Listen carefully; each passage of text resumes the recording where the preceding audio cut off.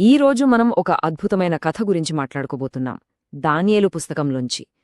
మన నమ్మకాల మీద నిలబడటం ఎంత ముఖ్యం, చుట్టూ ఎంత ఒత్తిడున్నా సరే ఈ కథ మనకు అదే నేర్పుతుంది. పదండి ఇక ఈ కథలోకెళ్ళిపోదాం. మన కథకి మూలం చూసారా ఈ పురాతన గ్రంథం. సరే, ఇక దీనిలో ఏముందో లోతుగా చూద్దాం. అసలిందులో పాత్రలు ఎవరు, వాళ్ళకి ఎలాంటి సవాళ్ళెదురయ్యాయి అన్నీ తెలుసుకుందాం. ఒక్కసారి ఆలోచించండి. మనల్ని మార్చేయాలని మన చుట్టూ ఉన్న ప్రతీదీ ప్రయత్నిస్తున్నప్పుడు మన అస్తిత్వాన్ని, మన వ్యక్తిత్వాన్ని ఎలా కాపాడుకోవాలి? సరిగ్గా ఇదే సవాలు దానియేలు అతని స్నేహితులు ఎదుర్కొన్నారు. వాళ్ల పోరాటమే ఈ కథ. సరే, ఈ కథ ఎక్కడ మొదలవుతుందంటే ఒక సామ్రాజ్యం కూలిపోవడంతో.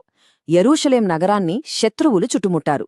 ఈ ఒక్క సంఘటనతో మన కథలోని ముఖ్య పాత్రల జీవితాలు మొత్తం తలక్రిందులైపోయాయి. అది యెహోయాకీము రాజు యూదాని పాలిస్తున్న 3వ సంవత్సరం. అప్పుడు బబులోను రాజైన నెబుకద్నేజరు వచ్చి యెరూషలేము మీద దండెత్తి దాన్ని జయించాడు.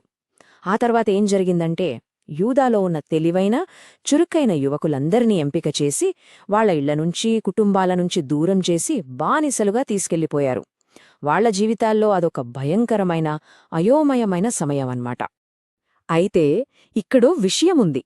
బబులోను రాజుకి కేవలం బానిసలు మాత్రమే వద్దు. తన దగ్గరికి తెచ్చుకున్న ఈ తెలివైన కుర్రాళ్లని తన సలహాదారులుగా మార్చుకోవాలని ఓ మాస్టర్ ప్లాన్ వేశాడు. వాళ్లని పూర్తిగా తన సంస్కృతిలో కలిపేసుకోవాలనుకున్నాడు. ఈ నెబుకద్నెజరు పెట్టిన రూల్స్ అయితే మామూలుగా లేవు. చాలా స్ట్రిక్ట్. ఎవర్ని పడితే వాళ్లని కాదు, కేవలం రాజకుటుంబానికి చెందినవాళ్లని లేదా గొప్పింటి వాళ్లని ఎంచుకున్నాడు. వాళ్లు చూడ్డానికి బాగుండాలి, ఏ లోపమూ ఉండకూడదు, చాలా తెలివైన వాళ్లై ఉండాలి. అంతేకాదు, ఏదైనా చాలా తొందరగా నేర్చుకునే సామర్థ్యం ఉండాలి. వీళ్లకి బబిలోను భాష, సాహిత్యం 3 ఏళ్లపాటు నేర్పించాలని ఆర్డర్ వేశాడు. అంటే బెస్ట్ ఆఫ్ ది బెస్ట్ కావాలన్నమాట అతనికి. వాళ్లని మార్చే ప్రాసెస్లో ఫస్ట్ మేజర్ స్టెప్ ఏంటో తెలుసా? వాళ్ల పేర్లు మార్చేయడం. వాళ్ల హెబ్రీ పేర్లని తీసేసి బబులోను పేర్లు పెట్టారు. చూడండి, దానియేలు పేరు బెల్టెషాజరు అయింది. హనన్య షద్రకయ్యాడు, మిషాయేలు మేషకయ్యాడు, అజర్యేమో అబేద్నెగో అయ్యాడు. ఇది ఊరికే పేరు మార్చడం కాదు, వాళ్ల సంస్కృతిని, వాళ్ల మూలాల్ని పూర్తిగా తుడిచిపెట్టే ప్రయత్నమిది. దీన్నే అసిమిలేషన్ అంటే విలీనీకరణ అంటారు. అంటే ఏంటి? ఒక వ్యక్తి లేదా ఒక గ్రూప్ యొక్క భాష, సంస్కృతి వీటన్నింటినీ పూర్తిగా ఇంకో గ్రూప్లో కలిపేయడం. ఇది కావాలనే వాళ్ల గుర్తింపును మార్చడానికి చేసిన ప్రయత్నం. సరే, ఇక్కడే కథ అసలైన మలుపు తీసుకుంటుంది. మన ఈ హీరో తన నమ్మకాల కోసం ఒక గట్టి నిర్ణయం తీసుకుంటాడు.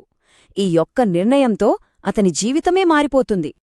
అక్కడ వాక్యమేం చెబుతుందంటే, అయితే దానియేలు రాజు భోజనమును పానమును పుచ్చుకొని తన్ను అపవిత్రపరుచుకొనకూడదని తన హృదయములో నిశ్చయించుకొనను. అంటే ఆ రాజభోజనం తిని తనను తాను అపవిత్రం చేసుకోకూడదని మనసులో గట్టిగా అనుకున్నాడు. చూసేరా, ఈ ఒక్క నిర్ణయమే కథ మొత్తాన్ని మార్చేసింది. చుట్టూ ఎంత ప్రెషరున్నా తన నమ్మకాలకే కట్టుబడి ఉండాలని ఫిక్స్ అయ్యాడు. ఇది ఎంత ప్రమాదకరమైన నిర్ణయమో ఒక్కసారి ఊహించుకోండి. రాజుగారి మాటను కాదంటే దాని అర్థమేంటి? నేరుగా మరణశిక్షే. ఆ రోజుల్లో రాజుమాట జవదాడితే శిక్షలు చాలా దారుణంగా వెంటనే ఉండేవి. అయినా దానియేలు చూపించిన ధైర్యం మామూలిది కాదు. అయితే దానియేలేం చేశాడంటే, తనను చూసుకునే అధికారి దగ్గరికి వెళ్లి ఒక డేరింగ్ అండ్ స్మార్ట్ ప్రపోజల్ పెట్టాడు. ఇక్కడ్నుంచి కథలో టెన్షన్ ఇంకా పెరుగుతుంది. అసలు ఏంటా ప్రపోజల్ చూద్దాం. దానియేలు చాలా తెలివైన ప్లాన్ వేశాడు. ఆ అధికారికి ఏం చెప్పాడంటే, దయచేసి మమ్మల్ని ఒక 10 రోజులు టెస్ట్ చేయండి. మాకు తినడానికి కేవలం కూరగాయలు, తాగడానికి నీళ్లు మాత్రమే ఇవ్వండి. 10 రోజుల తర్వాత ఆ రాయల్ ఫుడ్ తినే మిగతా యువకులతో మమ్మల్ని పోల్చి చూడండి. ఇది చాలా సింపుల్, కానీ చాలా డేరింగ్ ఆల్టర్నేటివ్ కదా. జస్ట్ 10 డేస్, 10 రోజులు. ఈ కొద్ది సమయంలోనే వాళ్ల భవిష్యత్తు, చివరికి ప్రాణాలు కూడా పణంగా పెట్టబడ్డాయి. ఇది వాళ్ల నమ్మకానికి, వాళ్ల ధైర్యానికి అసలు సిసలైన పరీక్ష. సరే, మరి ఆ టెస్ట్ తర్వాత ఏమైంది? దాని రిజల్ట్ ఏంటి? దానివల్ల లాంగ్ టర్మ్లో ఏం జరిగిందో ఇప్పుడు చూద్దాం. వచ్చిన ఫలితమైతే అందర్నీ ఆశ్చర్యపరిచింది. అందరూ ఏమనుకున్నారు? వీళ్ళు నీరసించిపోతారు, పోషకాహారం లేక చిక్కిపోతారని అనుకున్నారు. కాని జరిగింది దానికి కంప్లీట్ ఆపోజిట్.